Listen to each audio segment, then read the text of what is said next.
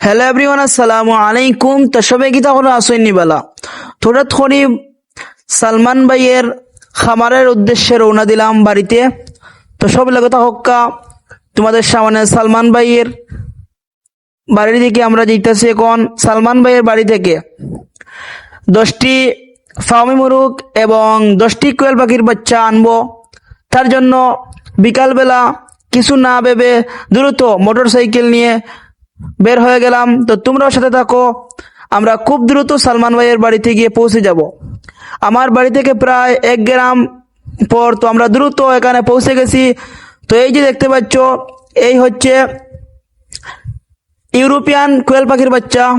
এরপরে সামনে দেখতে পাচ্ছ, এটা হচ্ছে ইউরোপিয়ান কোয়েল পাখির বাচ্চা। আসলে এখানে বাচ্চা এবং বড় মিলিয়ে রাখা হয়েছে আলাদা আলাদা ভাবে। এরপর এখানে দামটুকুই আছে। এই যে দেখতে পাচ্ছ, এখানে হচ্ছে ফার্মি মুরগের বড় বড় যে মুরগগুলো আছে এখানে রাখা হয়েছে। এবং এই দেখতে পাচ্ছি আমাদের সামনে এই হচ্ছে পুকুর।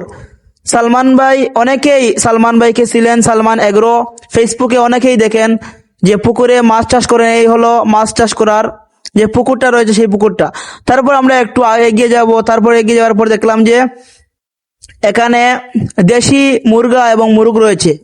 তারপর একটু সামনে গিয়ে দেখলাম এখানে টাইগার মুরগ রয়েছে। তারপর একটু সামনে গেলাম, তারপর দেখলাম যে এখানে জাপানি কোয়েল পাখির বাচ্চা রয়েছে প্রায় 25 দিনের।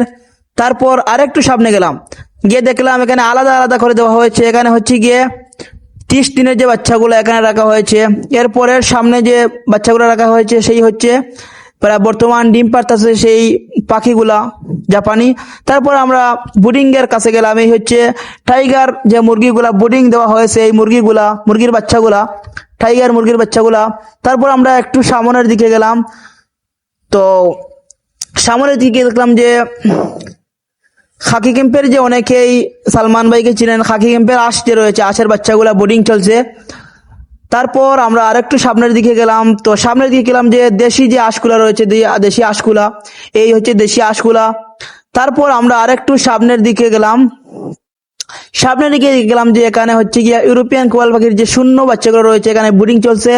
তারপর আমরা আরেকটু সামনের দিকে যাব, একটু হাঁটাহাঁটি করে আরেকটু সামনের দিকে দেখলাম যে এখানে জাপানি কোয়েল পাখির যে শূন্য থেকে বাচ্চাগুলো সেটুকু রয়েছে।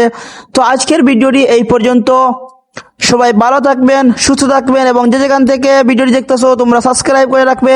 আজকের ভিডিওটি এই পর্যন্ত, এবং তোমরা যারা ফেসবুক থেকে দেখতেছো তোমরা ফলো করে সাথে থাকবে। আল্লাহ হাফেজ, আসসালামু আলাইকুম ওয়া রাহমাতুল্লাহি ওয়া বারাকাতুহু।